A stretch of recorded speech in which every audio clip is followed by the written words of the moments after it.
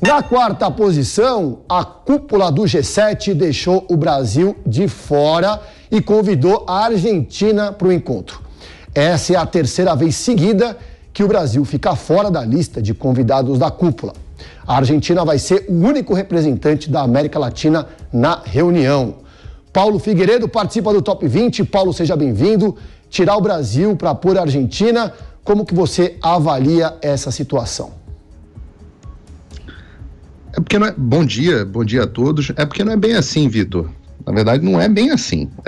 Primeiro, o Brasil não faz parte do G20. Não é que o Brasil está ficando de fora de uma cúpula da qual ele faz parte, né? O país que está organizando o encontro, ele tem liberdade para escolher quem vai participar da cúpula, mas não é normal que nenhum país que esteja em ano eleitoral e que não seja membro do G7, né? Estou falando do G7, vou falar do G20 já. Nenhum país que seja não seja membro do G7 ou esteja em ano eleitoral, é comum que o país fique de fora. Não é normal que um país em ano eleitoral e não membro do G7 participe.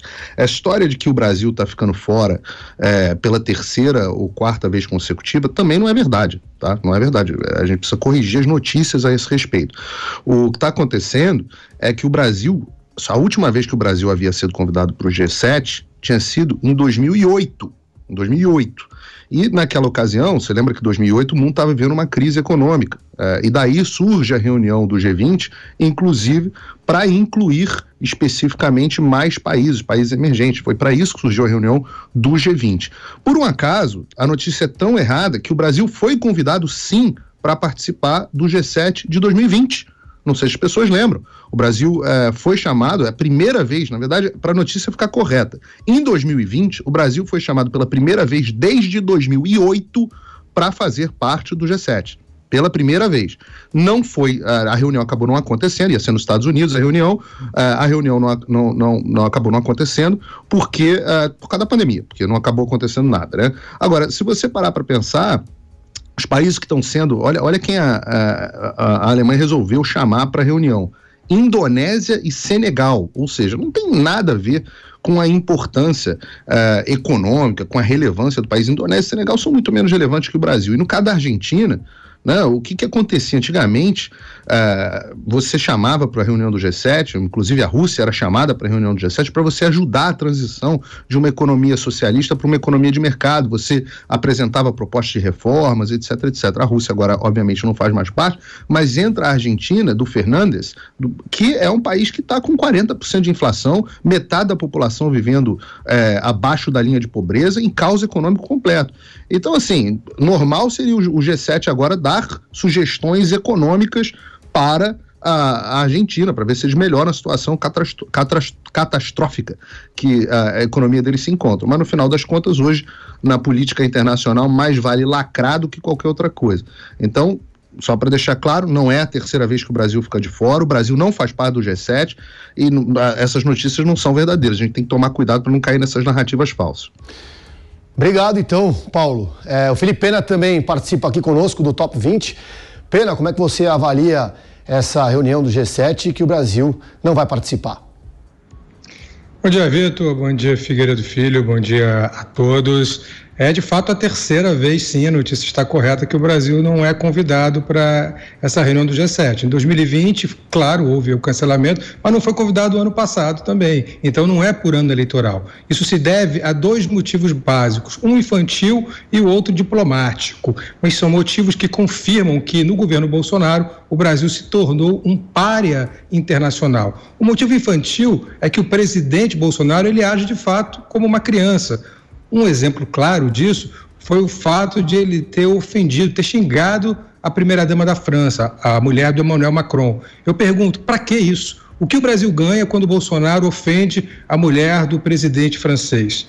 Ele não é pago, o Bolsonaro é pago para ser chefe de Estado, não é pago para ofender mulher de chefe de Estado do estrangeiro, não é pago para andar de jet ski, não é pago para andar de helicóptero, para fazer motociada, é pago para ser o presidente da República, e o presidente da República é o chefe de Estado. O chefe de Estado não ofende a mulher de um chefe de Estado, de outro chefe de Estado. Consequência lógica disso, o acordo Brasil, o acordo Mercosul-União Europeia foi adiado, está completamente atrasado, porque obviamente a França está vetando vários dos pontos. E aí vamos usar o segundo problema, que é o problema diplomático. Vamos esquecer essa infantilidade do Bolsonaro, que age como uma criança na presidência. O problema diplomático se deve a 2 motivos básicos. O primeiro é a pauta ambiental. Desmatamento na Amazônia, dados de institutos independentes ou do próprio INPE, que mostram que o desmatamento na Amazônia aumentou muito e prejudica a pauta verde, que é mundial. É mundial e isso o Brasil está claramente atrasado. O segundo, os ataques à democracia feitos pelo próprio presidente da República. Eu vou lembrar de um relatório recente, não sou eu que estou dizendo, quem está dizendo isso é a Transparência Internacional. A Transparência Internacional, há 2 meses, entregou um relatório ao grupo anticorrupção da OCDE, esclarecendo que o Brasil teve pelo menos 3 retrocessos na luta contra a corrupção. O primeiro é a omissão da Procuradoria-Geral da República. Claro, o Augusto Aras é o engavetador-geral, já engavetou 75 processos contra Bolsonaro.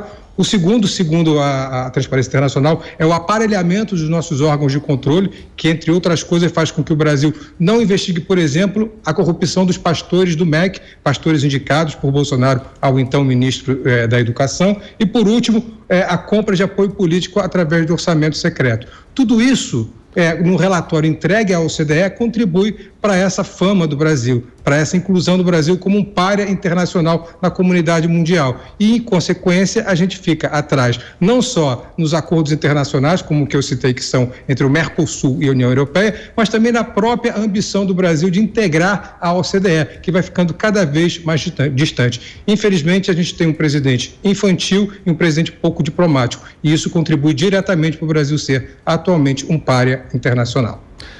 Paulo Figueiredo, quer completar alguma coisa, responder aí ao Pena?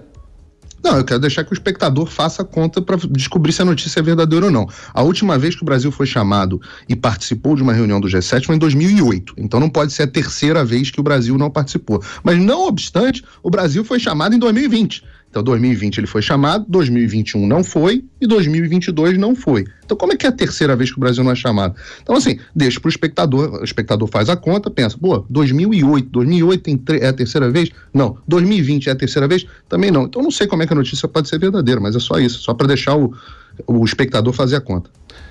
Pena, quer acrescentar alguma coisa?